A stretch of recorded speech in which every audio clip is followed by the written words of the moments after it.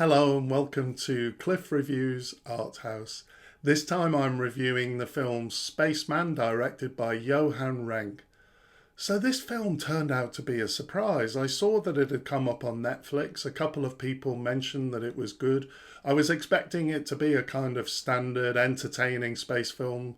I really like space films, so I pretty much enjoy any space film.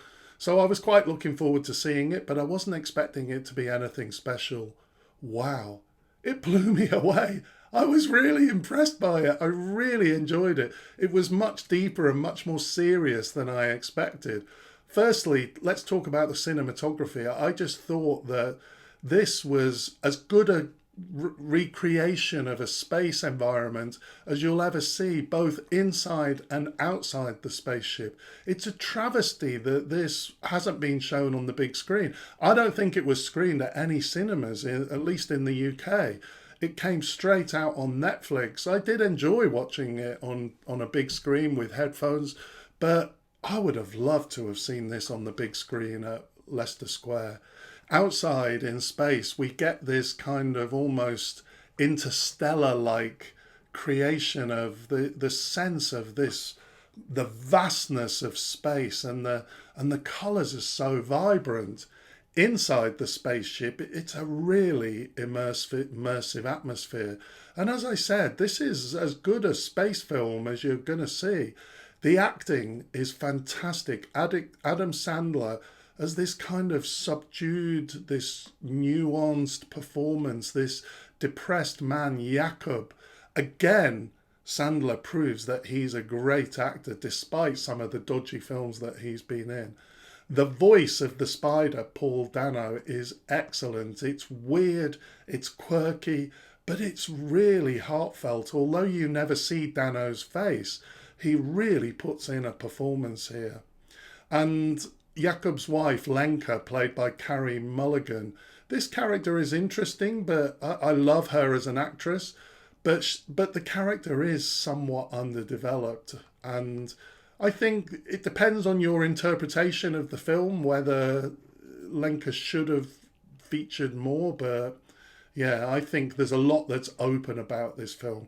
The music is fabulous. It's by Max Richter. It's dramatic and it's beautiful. I've been listening to the soundtrack. I've listened to it through several times and I really, really like it.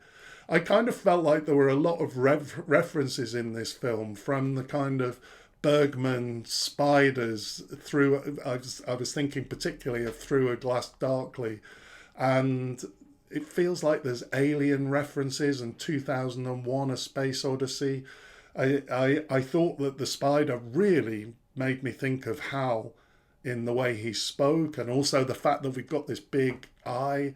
And as I said, I thought several points of Interstellar. So this film is deep, it's meaningful, it's really serious, and there's a lot of ambiguity. It's about the meaning of life, and I love this. I really love this. It's much more philosophical, even spiritual than I expected. There is some kind of low-key humour in this film. The spider calls Jakob skinny human many, many times, and when the spider sneezes onto Jakob's helmet and the hazelnut spread, there's a number of things which are not laugh out loud moments, but there's a kind of subdued humour in this film, and I didn't always feel that the humour worked with the serious nature of the film. I didn't really see the purpose of it. This is an interesting mystery. Is the spider real, or is it a part of him? Is he encountering his true self, or is there an alien that he's getting to interact with? Well, I think we're given clues both ways. So it's left open. It can be read in different ways. And I really, really like this. There is something surreal about the whole film, especially when the mission starts going wrong. I just had the feeling that mission control all seems a bit understated for a groundbreaking mission by a human being.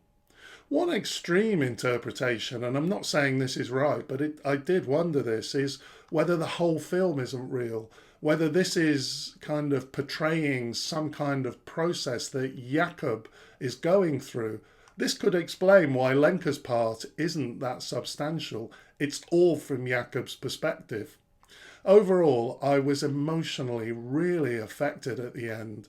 So in this way, the film was successful, but I definitely can't say that I've worked it all out.